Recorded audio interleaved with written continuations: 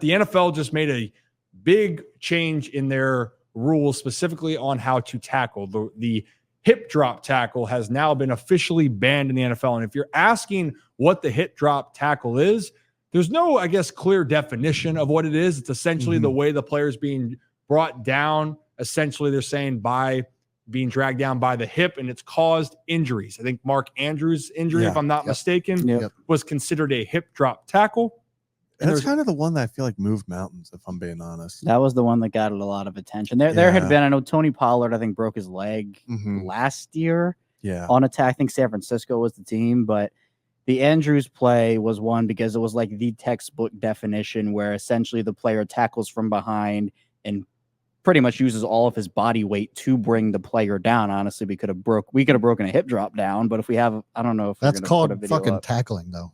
So this is where we're going with this. And the year before, actually, Tony Pollard hip drop tackle in the playoff against the San Francisco 49ers, broke his leg, I believe, in the process of it. So what we're just going to talk about is it's stirred up a buzz. JJ Watt was pissed about it on X, just saying, well, you might as well, get the flags out next. Patrick Queen commented on it. But on the Pat McAfee show with AJ Hawk, former Packers linebacker who leads the Packers, I believe, all-time leading tackler for the Green Bay Packers, he was pissed off about it. And Tom Pelissero, an NFL Network analyst, reporter, they were all talking about the situation. Just hear the stress or the frustration in the conversation and what could be expected for this 2024 season. Every defensive player that's ever played in the NFL is basically saying the same thing. How the hell are they going to call this? And what does this even mean? Will they be able to overturn that particular call if they see that the ref maybe jumped the gun and it wasn't actually what he thought and a 15-yard penalty was called? That will not be reviewable. You can't challenge it. So dumb. Tom, did you tell them that they're set up for controversy? They're set up for it. Like any new rule, you normally look at it in camp, right? And you're okay. We're looking for holding, this type of a grab, whatever. Nobody's hip drop tackling their teammate. There's basically no tackling in training camp. So the first time you're going to be seeing this is in the games. So what I would predict is going to happen is you will see some flags in the preseason. You will see a ton of fines, a lot of which may end up being overturned. But you'll get a flood of like 15 guys got fined for hip drop tackles. And what they'll hope is that sends the message, it scares everybody, and they eradicate some of the technique before the regular season. But, in the early days trying to eliminate helmet contact, like launching was kind of the standard, like you couldn't leave your feet. And then they realized this is stupid because sometimes the worst hits, the guy's clearly still on the ground and just delivers the contact. And you shouldn't be going, oh, there's one toe on the ground. I think it's similar to that, where they're going to look for the most flagrant stuff. Again, you'll see a ton of fines. Everybody's going to lose their minds in August. When we actually get into the games in September, I would bet you will see this called almost never. And then when you get in the games in January, it's going to get called in the fourth quarter, and everybody's going to lose their damn mind. Who are the people doing the stats? Do they know what a hip drop tackle is? Exactly, yeah. We can't even define the thing, and you tell me we have stats about it? So that's a perfect way to end it, Brad. We were talking about this. Perfect way to end it. How do you define it when you're putting out these stats? And I think that we do understand there's a certain way that when we've seen an injury, they will categorize it, especially when it's a catastrophic. And for those that are wondering, the hip drop tackle is when you're, bringing down your player. Kevin, if I'm saying this correctly, when the defender is trying to bring down the ball carrier and the way that he is tackling and he brings his hip down as he's grabbing, it then forces the ball carrier to be put in a vulnerable position where we've seen a lot of lower body injuries, including from ligaments to broken bones. And so the NFL now is saying, we're done. It's out. But to police this, guys, and I don't know who wants to. Kevin, did I do it right first off? Does that sound about right? It is. It's essentially using bringing down a guy, using your body weight, and essentially your hip comes down. And if you want to use the Andrews injury as a barometer for it, Andrews, his leg got caught up under Logan Wilson because Wilson was using his body weight, and the ankle got turned, and he missed the rest of the season outside of the AFC Championship. But then you're right, where I saw a lot, I don't know if anybody else saw this here, but DK Metcalf's tackle on the Cardinals when I think the quarterback threw an interception and DK ran him down, and everyone's like, oh, that's a hip drop, but it was just he tackled him from the side, and everyone's like, oh, hip drop, hip drop, hip drop. So there's so little information on what it actually is, but you're trying to take it out, and on top of it, it's like it's already so hard to play defense. And I saw Patrick Queen had said, "Oh, now it's just going to be 2-hand touch because you can't touch a guy." And I think it was Darius Slay who said there are going to be a lot of missed tackles this year. And you know, the textbook way to tackle, you run through the ball carrier, this, that, and the other, but you can barely even do that anymore because you're going to get fined if you go above the head. If you tackle too low, you're going to get called for something as well. It's another thing where you're getting it policed out of the game. And I think, you know, if defense was quote unquote non-existent before, I feel like this is only going to add to it. You know, last year the NFL had record ratings, right? And so they go in and then make another adjustment like this, another just something else to potentially go wrong with the sport. I'm not saying that the NFL is not going to have another record year as far as viewership is concerned in 2024. But what I'm saying is that like just the integrity of the game. And I'm not even saying that, you know, that it wasn't warranted for certain things to change to make sure that CTE gets addressed, right? And some of those things.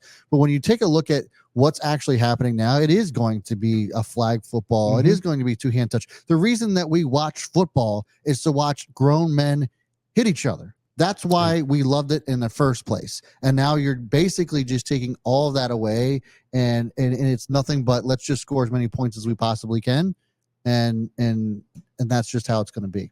I put this up on the screen for those listening. It's talking in reference to the hip drop, and in quotes, it is, I guess, supposed to be Tony Romo talking to Jim Nantz. It says, "Oh, Jim, the Chargers would have won this game, but that late hip drop penalty on 4th and 25 gives Mahomes the first down." And even Pat McAfee made a point about this. The NFL's asking themselves for controversy. Yes. Because it is a subjective, okay, did he do this? And you can't review it. It's going to be in the moment. And it's going to be something. It's not if, it's when. When are we going to see a big moment that a team stops a player on 3rd and long, 4th and long that would probably end the game, but it changes because, oh, there was a hip drop tackle 10 yards from the first down marker, first down. Now that team goes and wins. So it makes it so much harder. I feel awful for, even Pat Ricard said he feels so thankful that he plays offense. And here's the part. The NFL, yes, the ratings, everyone loves the NFL. Football's king still in the US, college football, NFL. And it is a fun product. It is also an extremely physical, violent sport. If you sign up, this is kind of, if you like you sign in a waiver, that's why when people are talking about guarantees and insurance and all these, why there's been such a fight is because it is that physically demanding, right? That's the reason. Having said that, this is also for future generations because parents now, like in this case, I love football, but I'm glad that I'm not playing football. Like I'm not made for that. And I think more parents, though, in general, are going to say, do we want to put our kids in a position? So they're trying to play the long game. But have they, Ryan? Because, I mean, there's still plenty of players out there in college football. There's still plenty of players, athletes that want to go play in the NFL, regardless of the dangers and the risks that are involved in it. I just don't know, like, at what point are we going to be like, okay, this has just gone too far? I do think at some point, if we see more of a drawback that there's going to be the NFL, maybe they could rescind this rule in a couple. Like it could be something where they go, you know what, we're going to unban that. We're going to move on. It's supposed to. Then they're trying to better the game, but it doesn't mean it's necessarily going to stay in place. Yeah, I think it's very similar to the where you could challenge. Remember that year where you could challenge pass interference, and then none of them got overturned. And after the year, they were like, okay, we're actually not going to do that anymore. And it is something that the NFL can change like that with rules.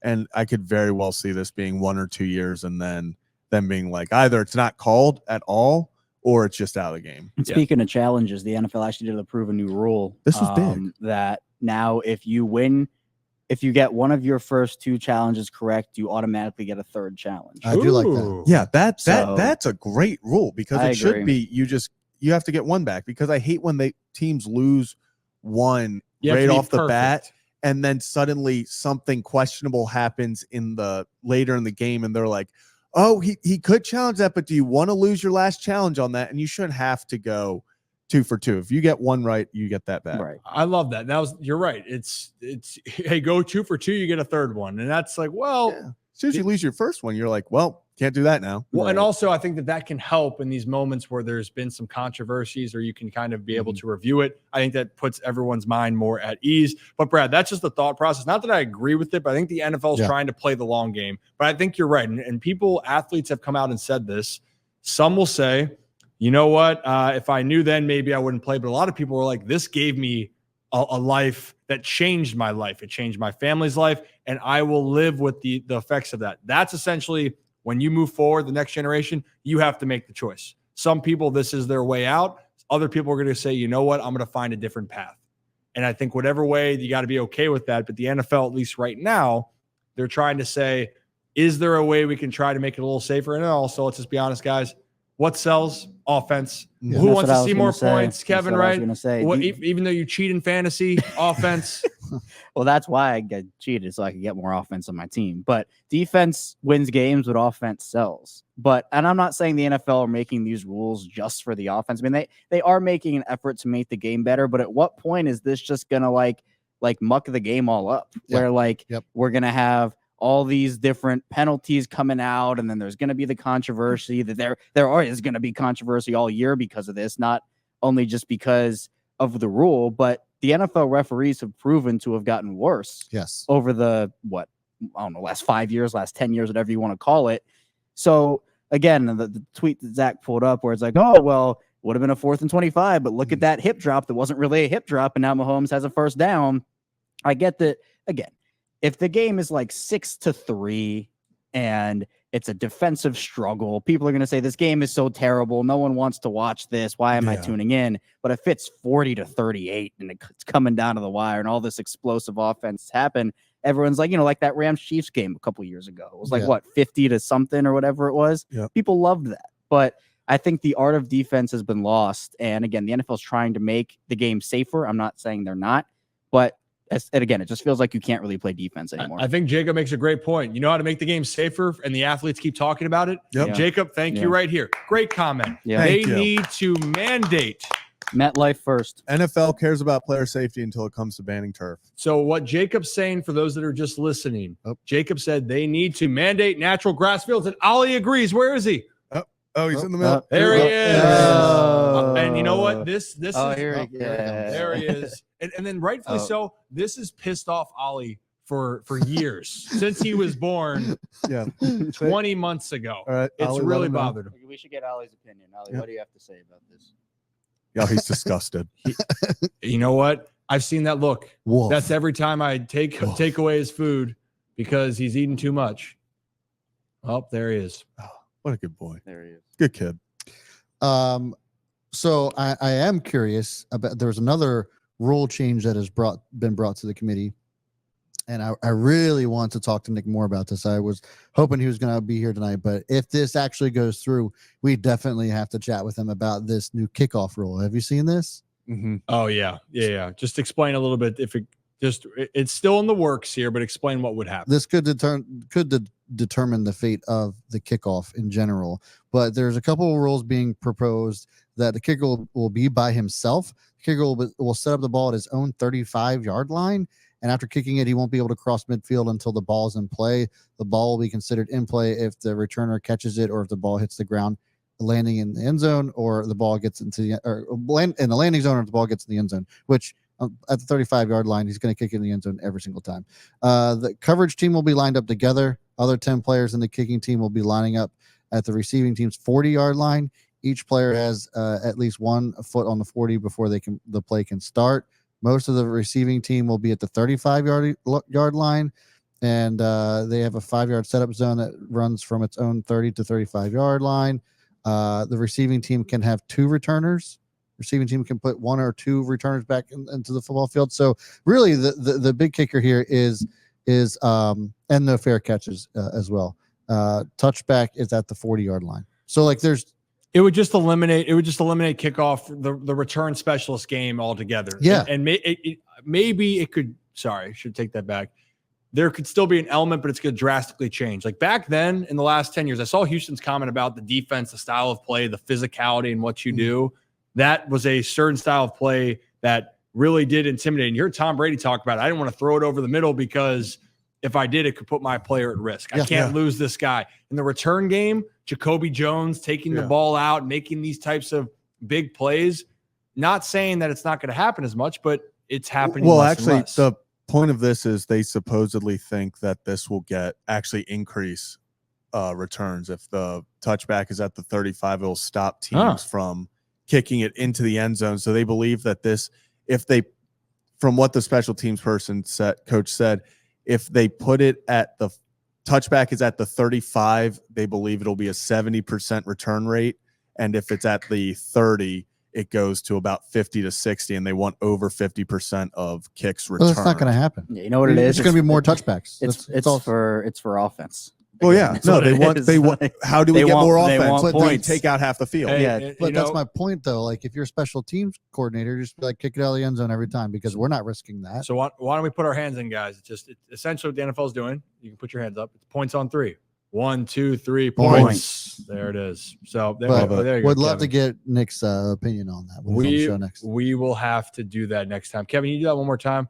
1, 2, 3 Points. points. There it is.